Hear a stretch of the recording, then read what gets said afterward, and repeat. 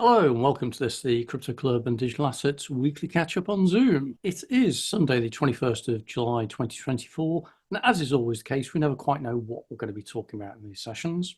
If you're a novice and you're new to the world of cryptocurrencies and blockchain, then stick around and see what you can learn. If you're somebody who's more experienced or involved in a project, then come along and share your knowledge and information with us.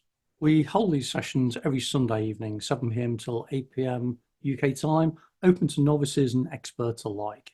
And we end up covering whatever the audience wants to talk about. So some weeks, blockchain, DeFi, NFTs, ICOs, CBDCs, lots of other 3-letter and 4-letter acronyms, really. So with that, let's see who's going to come and join us today.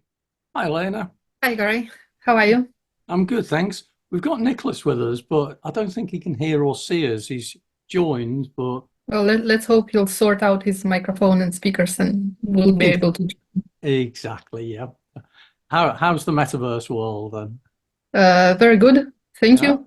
yeah. Oh, well, the metaverse world is on holidays for me at the moment Okay. until my last semester starts in September. Okay. You get a summer break. Fair enough. Yeah. Excellent. Yeah. And I can only tell you that I had a very difficult time trying to pick the elective modules for my third semester. Okay. Yeah. It was so difficult because I wanted all, but So, was restricted to three. are you allowed to share what you've chosen then? I've chosen a module that's its title is Emerging Topics in the Metaverse. Okay. I've chosen Metaverse Tokenomics, Okay. and I've chosen Metaverse Entrepreneurship. Excellent. Okay. That's a great So, combination then. uh, I feel I can't wait to start. Hmm. But then when it starts and when I have all the assignments and tasks and homeworks, Hmm. I will be like, why did I go there at all? That's fair. So, do you have any feeling or understanding or anything at the moment as to why metaverse tokenomics might be different to other crypto asset tokenomics? Very little idea. Okay. But I will be sharing with you as I go along. Hmm. I'll be really fascinated with that, because you think about tokenomics originally was around the pricing of crypto tokens that were for fundraisers for projects. So that was a fairly specific thing in kind of like the ICO craze where companies were looking to raise Mhm. money, and they included tokenomics of their tokens in order to show that there was a future in the token and so it was worth buying. Then you've got tokenomics against real world assets. So, whether that's real estate, wine, fine art, or whatever. And the tokenomics of that more represent the pricing of the real world asset. So that's a different thing. When you enter into the metaverse, you're now entering a new dimension again of, well, is that Mhm. linking to a real world asset? Is it a virtual asset? Is it a mixture of both? So it's possibly the most complex tokenomics subject. It's Which, possible. yeah, Uh, I'm going to quickly open the program and have a look what there is. okay. Well, it sounds really interesting. It is. Certainly fascinated to learn more about what you discover on that on the journey. And metaverse entrepreneurship's another interesting one, I Hmm. guess. Of Hmm. Because I always ask whenever a new technology or capability comes into being, so what? What does this offer that is different or that behaves differently to anything else? So for metaverse entrepreneurship, is there anything different about entrepreneurship within a metaverse environment compared to entrepreneurship generally? I don't know. That's an interesting one, isn't it? There must be. Well, I'm not always convinced. because it's curious because whenever you see a new technology come in or a new capability because of technology, you always think exactly as you say, oh, there must be something different about this. And then over time, when you look at how things are being adopted and adapted and that kind of thing, they're generally not. So in my experience for many years, cloud computing, for example, there was a whole argument about how cloud computing was going to completely change how compute was done. But now we've evolved and adapted, and it's ended up that cloud computing just means off-premise data center for many things. So it's ended up being pretty similar to what it was before you called it cloud. You got things like big data. Big data was meant to be this massive new analytical capability, which actually all it means is that you now dump your data into a data lake, so you don't structure it first and then you do your analytics later on. Again, that's not massively changed.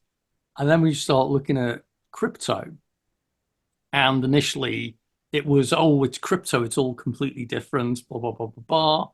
And now we've got regulations that are kicking in that are pretty similar to traditional financial regulations. We've got rules being introduced. So it hasn't really changed that much. So I'll be interested though. But Oh yeah. I see it with each new evolution. People are always saying, oh, it's different this time. And it never is. Well, there is only one way to find out, Yeah, yeah. and then it will be either different or not. Mm, And if it's not, then so what? It's still yeah, fine. yeah, It's yeah. still a result. Well, the other thing as well is that what it usually means is that for any early adopter who's looking to exploit a new capability or new technology, they can quite often get away with claiming that something that they're doing is truly innovative and never done before, and therefore you should invest in them.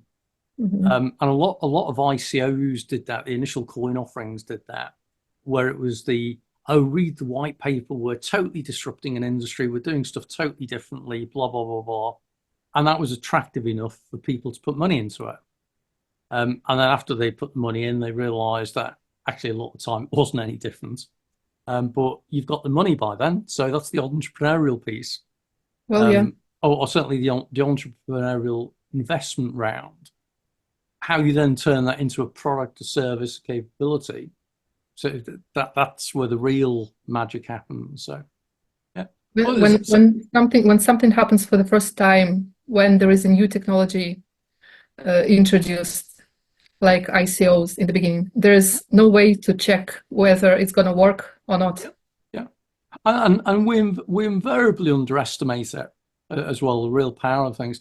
The one I always love is there's a story of Alexander Graham Bell, who is the person who's credited with inventing the telephone, who apparently visited Cambridge, Massachusetts, in what would it be, the 18th century or something, or whatever, where he was talking to the mayor of Cambridge to talk about this new invention of the telephone.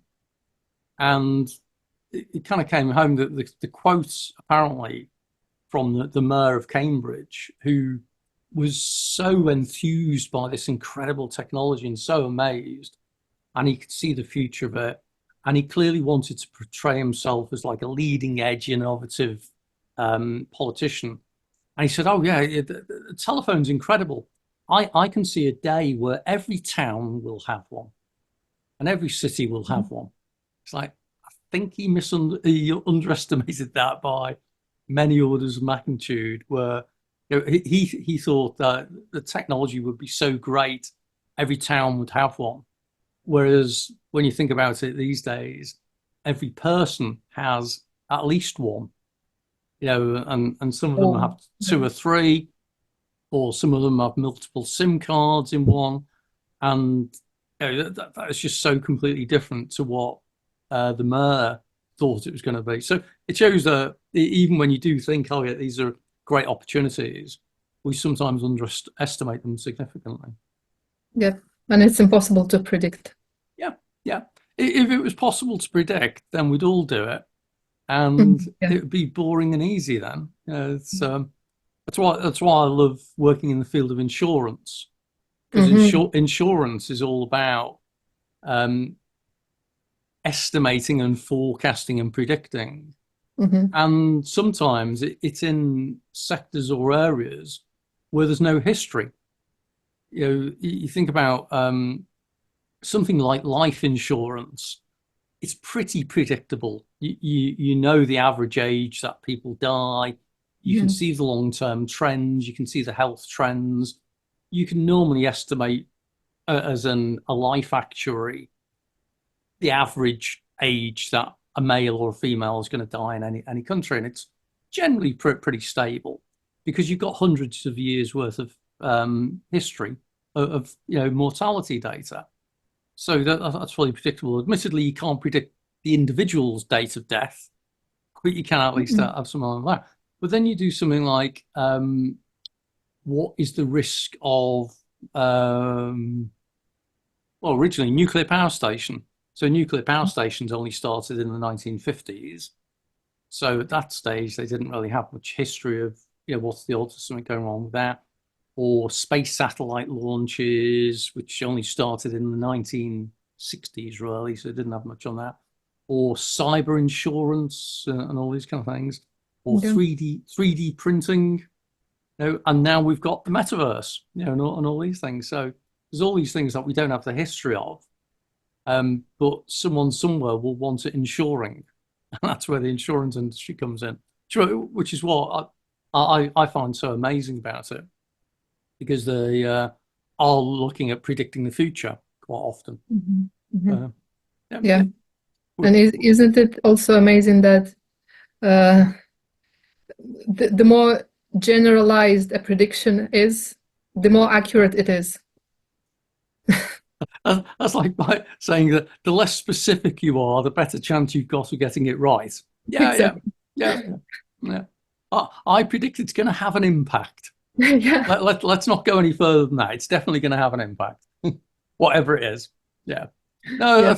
I think you're right. The other thing I find fascinating as well, and this is where, having worked in the IT industry, where the traditional model of innovation is around, you define the product or the service and you identify what the requirements are and what the business case is, and it's all formulaic and everything, is actually there are times where technologies are adopted for completely different reasons from what was originally intended. And it's either, sorry? For example? The obvious one is SMS. So simple messaging service, and it's the one I use quite a lot. So SMS, I think there were still billions of messages per day that sent through. But the original purpose of SMS was not as a social networking, sharing messages facility. It was simply for mobile telephony engineers to share status reports between the cell towers. And it was limited to 140 characters. I think it was 140 thereabouts. And it was just an ability for them to quickly send the status update of a cell tower. And then they started using it more and more, and then it gradually just came into common use. SMS was not designed from the outset to be a global messaging capability, but it ended up being one because enough people adopted it. So, that's the main one I can always think of. I'd have to think hard about some other examples, but I'm sure that's a good one, a good example. Yeah. And then you get the thing as well that sometimes you think there won't be a demand for technology, and yet again it explodes. So building from SMS, you think about, you say, right, we've got SMS, we've got an ability to send person to person messages on the mobile phone. How about we extend that now so you can send 140 characters still, so it's still really limited, it's only a few sentences, and you can send it via the web, so that you can now send messages on a computer, not just a mobile phone. but you're limited to 140 characters. And you go, who's going to get into that? Yeah, what's the point of that? Well, someone set up Twitter, and that's exactly what Twitter did. And Twitter suddenly became a multi-billion-dollar industry. Yeah. And now it's not limited to 140 characters anymore. And Musk's using it for multi-party messaging. So if you've ever been on a Twitter live stream, that's massive multi-party conversation. There's Twitter video, Twitter audio, all this kind of thing. So again, that's something where someone has taken it to the next level. But originally, Twitter, what's the point of that? There's no real interest. Or, why on earth would you want to share photos with your friends where the photo only exists for 60 seconds? There's no point in that, is there? But No. that's what. But Snapchat thought otherwise. yes. And Snapchat created a whole market. So this is why I find it fascinating that, as I've learned with many things in the crypto world, all because I don't see the point of something doesn't mean that there aren't millions of other people who do. Exactly. And that's what makes it really, really fascinating. So I wonder what seemingly useless small startups exist right now that will explode over the next couple of years. Yeah. There must be some that we cannot even think about it. There will be lots. You're absolutely right. The most large startups, the billion-dollar valuation startups, most of them did not start large. Most of them started small with some idea or whatever. And either they hit the market at the right time, or they got investments at the right time, or they just did something a little bit better, or they did something, occasionally radically different. So you think about, a few years ago, the obvious examples that people always talk about. How about renting your house or your room, but renting it directly, where someone can just book it for a night or a couple of nights, and you just leave the keys, and you're a stranger to them, they're a stranger to you. There's no booking service in between. They just book it all directly, and suddenly you've got a thing called Airbnb, which didn't exist a few years ago. Or rather than booking a taxi cab, how about I just go onto my mobile phone and say, I'm here, I want to go here. And you just ping that out as a message, and anyone who's got a car that's insured appropriately can take you. And that's where Uber came from, and now you've got Uber, you've got Bolt, you've got Ola, you've got lots of others. These are all great examples of things that, a lot of people didn't even think there was a demand because it was a totally radically different thing. And everyone's going, what's the point of that? And equally, I've spent time in some startups campuses. So I used to go to Google campus quite a lot in London, and Barclays Rise, and the Microsoft campus, and a few other places. So there used to be lots of startup type facilities I used to go to. And you'd speak to some companies who are the startups, and sometimes they'd have brilliant ideas, or sometimes they'd have exactly the same idea as someone else on the next floor who they didn't know even existed. So I remember having a conversation with one person once about how they were setting up a website for you to provide recommendations to people on where to take photos. So you think about, say I'm going to visit Dublin for a few days. Well, you go onto the website and you find out where are the really good places, not just the boring, Trinity College or O'Connell Street or whatever, but where would a local go to get some decent photos and different things in there? And I thought that was quite a good idea. I couldn't see how you'd particularly monetize it. But I remember going to a talk from someone who was promoting exactly this idea.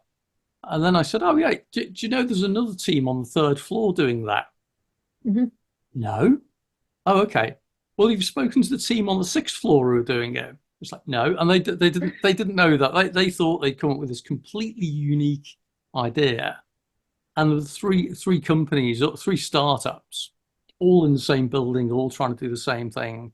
And none of them knew about each other's existence. So yeah, this is what I find fascinating about the startup community. It's really, It's really fascinating. interesting. So But it also proves that no matter that people are inclined to think about themselves as unique with unique ideas, yeah, whereas in reality we are so similar yeah, in the way our thinking works. you're absolutely right. And it used to be one of the challenges with mentoring startups of even though they'd had a good idea, you'd always say, right, okay, well, what's the demand for this product? Oh, well, we don't know. It's totally new markets. We don't know what the demand is. Okay, it's kind of interesting. Has anyone else ever tried this? And they go, no, this is completely unique. And you go, I suspect probably someone else has tried it. And what you need to find out is why they're still not trying it. So did they try it and discover that there wasn't a market, or it just wasn't the right time? Or did they not have the funding, or did they not have the people, or whatever? Because you find most of the time someone somewhere has previously had a pretty similar idea. And it's always a question of, well, why did that one not work? And why might your idea work? And it might simply be timing. I remember a few years ago, a company I was doing some stuff with who were looking at installing devices in cars that would track your driving behavior. So it would look at how fast you accelerate, brake, turn, all this kind of thing. Um, but this was about 12, 15 years ago, I think it was.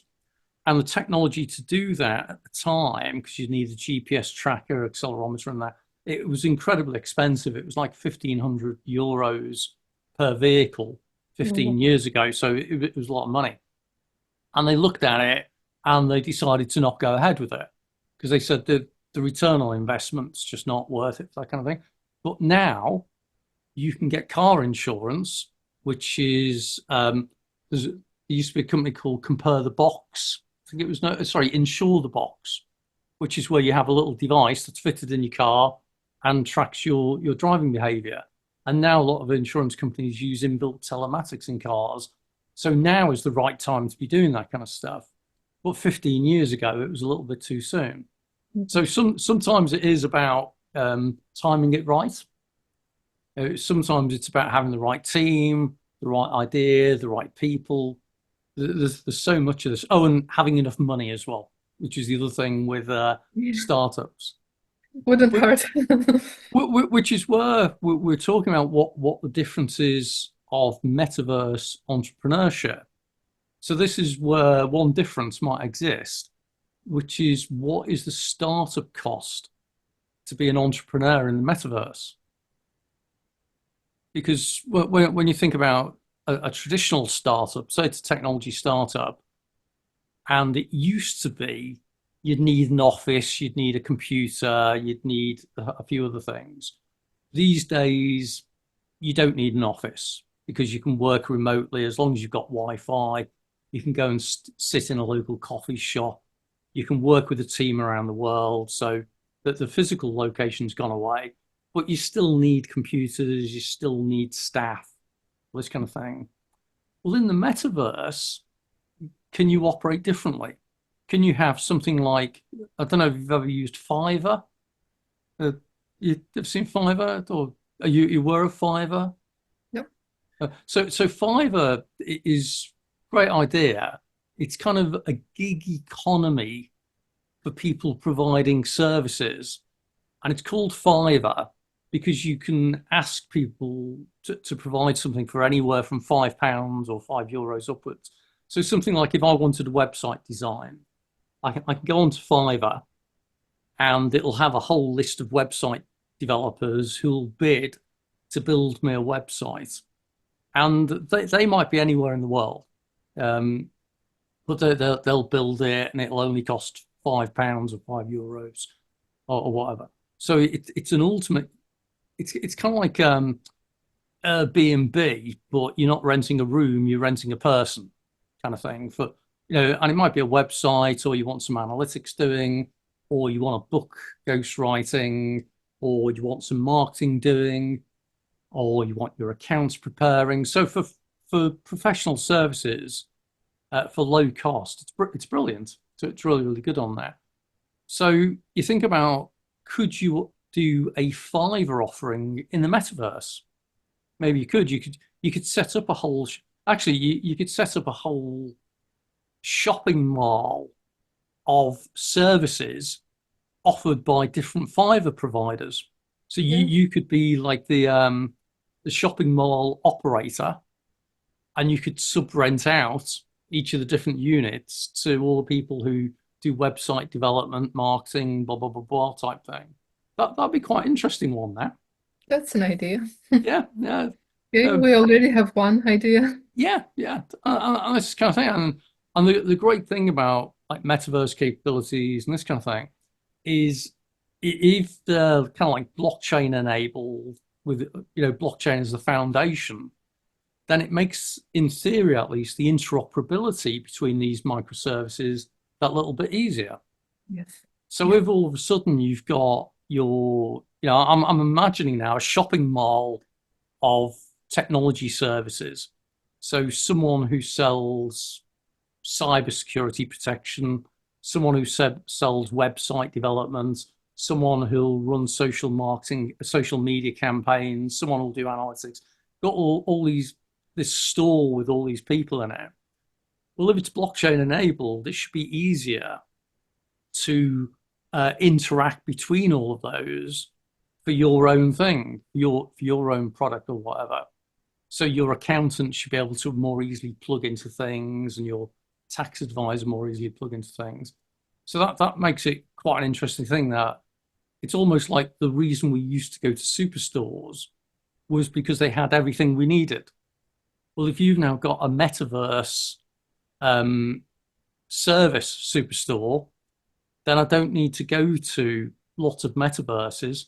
I could go to Elena's metaverse because that's always got everything I need. That's quite an interesting one, that. Quite interesting. Yeah, it is.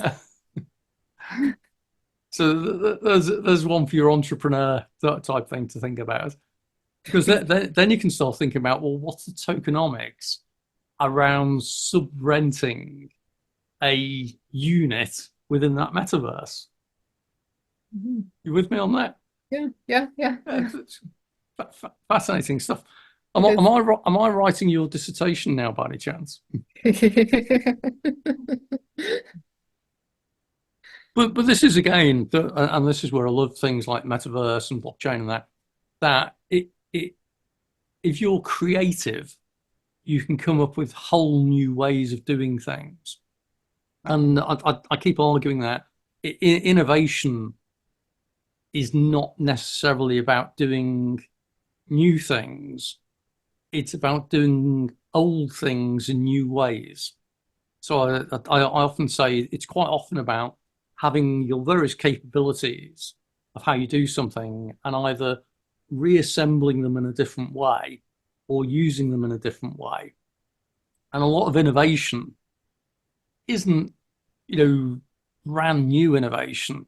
It's usually picking a capability that exists already and modifying it. So And you applying it look, in a different way. yeah, that's right. So you look at Uber. So you've got a driver, a car, a customer. All it is, you've changed how they kind of combine. And I'll still say that with Uber, the long-term goal will be to get rid of the driver.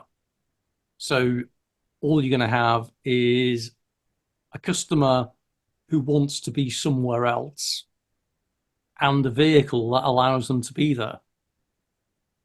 And all you're providing is a marketplace that matches them. Which is pretty simple. Pretty simple then. Yeah. Well, you never know. Maybe the next step of Uber's evolution will be driverless cars. I think it will be. I've long held a belief. If you listen to the challenges that Uber have around the world, it's always to do with the driver. So it's labour relations, pay, vetting of drivers, driver regulation, driver registration. What is the one thing that people are always worried about with Uber? How safe is the driver? Yeah. As soon as you get rid of the driver, all of those arguments have gone away. And it's a very compelling proposition. So I've long held that I think Uber's playing the long game. And I think they're just accepting the resistance at the moment about, oh, well, you've got to get your drivers registered and they've got to be insured and all this kind of thing. I think that's just a coping thing until we get level 5 autonomous vehicles, so truly self-driving. And then they don't need the drivers anymore. So we'll see. Yeah. Yeah. Yeah. Let's wait and see. So Yeah. you said level 5 autonomous Yeah. driving, which means that is that the highest level? Correct. Yeah. Okay. Yeah, And a car with a person driving it, is it level 1? I think that's probably level 0. Okay. If it's just a person driving it. I can't remember the breakdown of all the different levels now, but you've certainly got, you move from totally manual to assisted driving. So things like automatic lane keeping, automatic or self-parking, those kind of thing, automatic braking, this kind of thing. You think about most cars, even not the autonomous oriented ones, have got things like ABS. So the stuff that stops you skidding so easily. That's a form of augmented driving already. Then a lot of cars have got automatic lane keeping. They've got the ability that, if you steer left and there's a vehicle there already, it'll not let you do it. This kind of thing. That's kind of like moving along the autonomous direction. Level 5, if I remember correctly, is the one at which you don't need a steering wheel. The vehicle's totally autonomous. And there are some vehicles in the US which cleared to level 5, I think. And then in some countries as well, I think Singapore's one of them, where Singapore have got like driverless taxis now. So it's totally autonomous, but just in certain areas, I think. So. Well, our children will be living in a totally new world. Yeah, and I think we're about to go through the evolution where, same with horses. Horses, in the 18th century were the primary means of transport around land. But nowadays, the only time you ride a horse is in a stable for recreational purposes. I think ultimately we'll end up with the same with cars. That the only time you'll get to drive a car yourself will be on a racetrack or a secured area or something. Because I think they'll all be autonomous. Yeah. So fascinating stuff. Yeah. Oh, it looks like no one else is joining us today, which is a shame because that's a really interesting conversation. And what do you think about means of transportation by air? I think it's overrated. You mean these self-lifting devices that take single people around in there? Well, anything that's in our future. So I have seen aviation, and I've seen the pace of innovation has been incredible at times. So if you go back to the end of the Second World War and you take a look at the technology that was being used then. So you had, in the UK, for example, there was a bomber called the Avro Lancaster. So big 4-engine propeller-driven aeroplane. It was only about 10 years later that Avro built the Vulcan bomber. So the Vulcan was a jet bomber. totally different, and they look literally centuries apart in innovation. So the 1950s, 1960s, in aviation, there was incredible innovation in both military and civilian flying. Then in the 1970s, you had technologies like the Blackbird, which was like one of the fastest airplanes in the world, using titanium. We had Concorde flying at twice the speed of sound. There was a period through which we went through phenomenal innovation. So you look at an airplane now, an airliner now, and it's totally different to what it was like 40 years ago. Yeah. But in the last 20 years, the innovation curves dropped away. So a Boeing 787, 800 or whatever doesn't really look any different to a Boeing 787 of the earlier models. And the Boeing 737s all look pretty similar. So I think aviation's stopped innovating on the commercial side.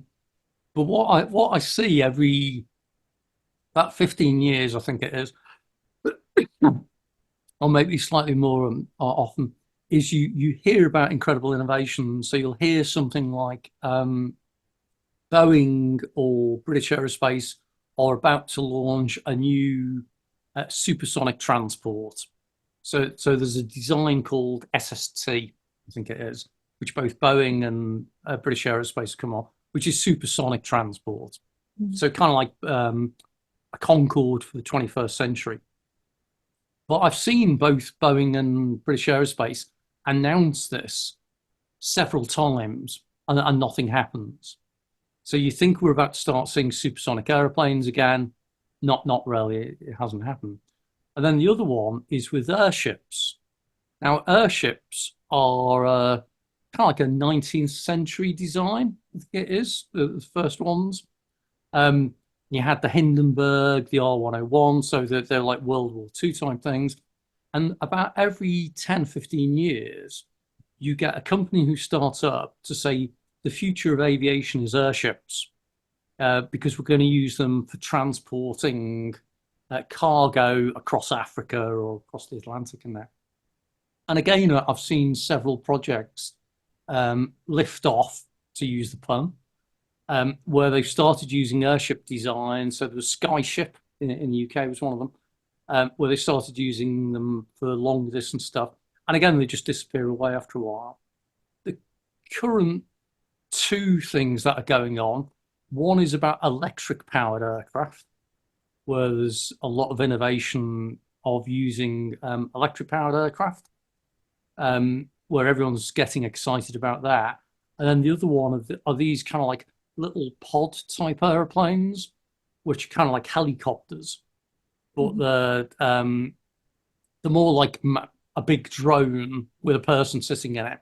And the idea being that would transport you, but you don't fly it yourself. And I'm seeing a lot of excitement about that. But again, I just don't think that's going to take off, so to speak. Okay. Yeah. But then equally, you look at some of the logistics companies like Amazon, and Amazon are doing a lot of work around autonomous deliveries. So one of the things they're looking at is drone delivery. So taking your Amazon book or whatever and flying it to your house. But even with that, a lot of the stuff that Amazon seems to be doing is that they're talking about exciting flying your packages or whatever. But all of the Amazon autonomous services that they seem to be adopting at the moment are actual little robots which drive along the street. They've got a few in, I think it's in Oxford in the UK at the moment, where you just see these little robots driving along and they're just delivering things. So you don't need a little helicopter or anything. You just need your goods delivered to your house. So I keep seeing with aviation all of these great ideas, but they never seem to turn into anything. And I've had an interest in aviation for probably over 40 years. So I've seen these things come and go many times. So that's a long time. Hence why I used to travel around Europe looking at aeroplanes. Mm. Mm. Mm. Well, So we'll see. Mm. we'll see. Yeah. Yeah. Well, it's definitely going to be interesting to see what happens with the metaverse connection, and does that present some new opportunities of whether it's interoperability or services or whatever. Oh, it That, definitely will. that'll be good. Right, I'm beginning to, my throat is getting a bit odd at the moment, so I'm going to suggest we finish for the day as no one else is joining us, which Yeah. is a No, shame. well, it's looking like no one else is going to join. Yeah. But Yeah. it was interesting as always talking to you. You Uh, know, it went too fast. Too fast. well, if there's anything else you've got any questions, I'm always happy to. Well, no, I really, really enjoyed it. So, Well, I'll still publish some of it on YouTube oh anyway, yeah, of course, it because will be great. because it's like when we were talking about that it's actually a really interesting area to explore. Yeah, where might technology take us, and how does metaverse fit in? How does crypto fit in? So yeah, So everything we talk about every week is interesting. you know, the thing that goes beyond that is how often I'm finding now that a year or 2 years later, something pops up in the news, and I go, "We were talking about that last year." Yeah, yeah. so, so hopefully this will be another one of those that one day someone will turn around and say, "What was it Gary and Elena were talking about? Autonomous vehicles and helicopters and that kind of thing." Back in 2024. That's right. Absolutely that. Yeah. So, right, I'm going to head off. But Elena, nice speaking with you as always. Speak to you again. Have a Look after great weekend. yourself. Cheers Nice now. speaking about you too. And you. And Bye. see you next week. See you next week. Absolutely. In fact, yeah, even better. I'll do the. And for anyone who's watching this online afterwards, do come and join us next week. We hold this every week, every Sunday evening. Have a great weekend, folks. Bye bye. Cheers later.